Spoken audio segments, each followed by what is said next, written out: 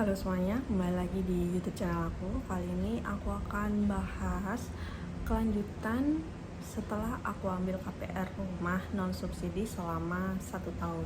Baru-baru ini ada berita yang menyebutkan persyaratan mengambil KPR subsidi kalian harus punya gaji minimal 12 juta. Sebenarnya itu worth it nggak sih untuk kalian para Gen Z di luar sana yang mungkin gaji kalian itu nggak nyampe 10 juta. Setelah berjalan 1 tahun, cicilan aku itu mempunyai bunga flat.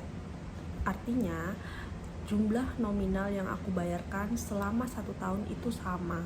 Di video sebelumnya, aku ada cerita kalau misalnya aku harus mengundurkan diri dari pekerjaan tetap aku, sehingga pastinya ini akan berpengaruh terhadap siklus keuangan aku.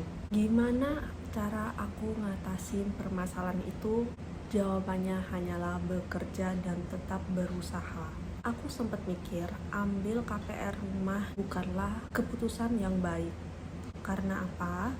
Aku mikirnya kalau misalnya aku nggak ambil KPR rumah, mungkin aku bisa jalan-jalan, aku bisa menikmati masa muda aku sebelum mungkin aku menikah atau sebagainya yang bisa kalian ingin lakukan. Jadi keputusan mengambil KPR rumah itu harus dipikirkan dengan baik-baik. Apalagi untuk kalian yang mengambil KPR rumah dengan bunga floating atau bunga berjalan, di mana cicilan kalian itu akan naik setiap tahunnya atau mungkin setiap 2 tahun sekali. Itu semua tergantung perjanjian kalian dengan pihak bank.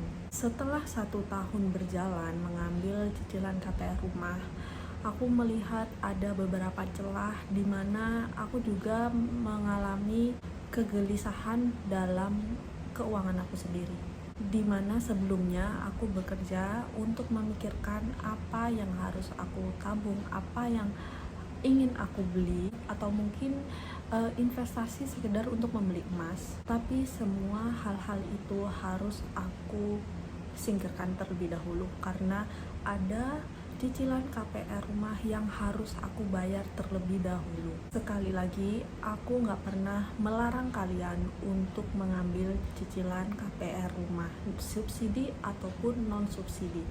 Tapi aku selalu memperingatkan kalian dengan hati-hati bahwa kalian harus tahu betul bagaimana kondisi keuangan kalian saat ini atau beberapa tahun ke depan.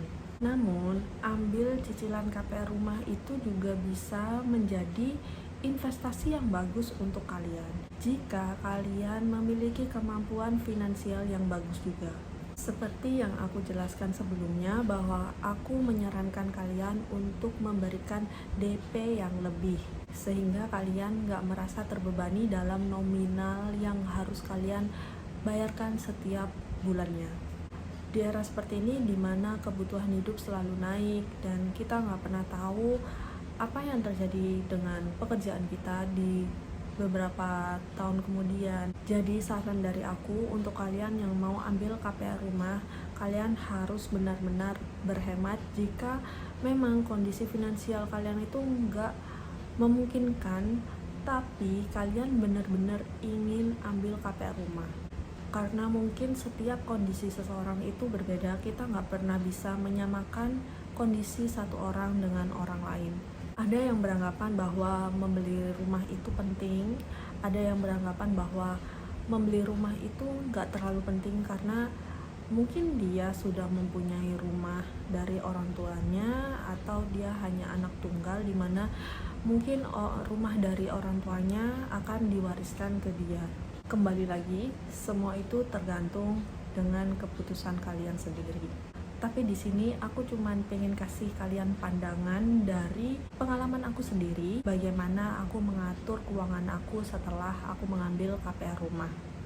Mungkin untuk kalian yang ingin ambil KPR rumah, kalian bisa mensiasati dengan mencari lahan, tanah, atau developer yang menjual rumah di pinggiran kota karena mungkin harganya tidak terlalu mahal jika dibandingkan dengan di pusat kota. Kalian harus memperhatikan berbagai aspek jika kalian ingin mengambil KPR rumah. Ternyata tidak hanya aspek keuangan kalian saja, tapi kalian harus melibatkan aspek keseharian kalian.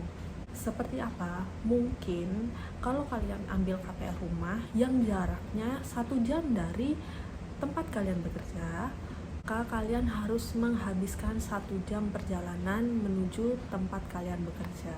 Mungkin kita selalu melihat orang yang mempunyai rumah itu hal yang paling bahagia. Mungkin kita juga pengen merasakan itu, tapi kalian tidak boleh hanya melihat dalam satu sisi saja. Kalian harus melihat dari berbagai macam sisi. Untuk kalian yang pengen tahu lebih lanjut pengalaman aku, gimana sih aku mengatur keuangan, gimana aku menjalani kondisi setelah aku resign dari pekerjaan aku, tapi aku harus membayar KPR rumah aku. Jangan lupa klik tombol subscribe, like, dan share video-video aku, dan sampai jumpa.